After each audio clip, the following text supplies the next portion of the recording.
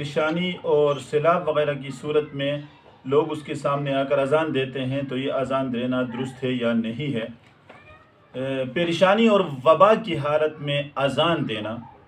کہیں وبا پھیل جائے کسی علاقے میں، اس طرح کوئی اور پریشانی آئے، طوفان ہو، سیلاب وغیرہ ہو، تو شوافع کے ہاں یہ سنت ہے، وہ اس کو سنت قرار دیتے ہیں بغیر کسی شرط کے، وہ اس کو سنت سمجھتے ہیں، جبکہ احناف کے ہاں اس کو سنت اور مستحب نہ سمجھا جائے اور مسجد کے اندر جا کے نہ دی جائے، یعنی ان شرائط کا خیال رکھتے ہوئے اگر کوئی بندہ اذان دیتا ہے تو درست ہے۔ مطلب یہ ہے کہ وہ اس کو مستحب یا اس کو سنت نہ سمجھے، اور دوسری بات یہ ہے کہ مسجد میں جا کر اذان نہ دے، جس طرح نماز کے لیے اذان دی جاتی ہے اس انداز سے اذان نہ دے۔ تو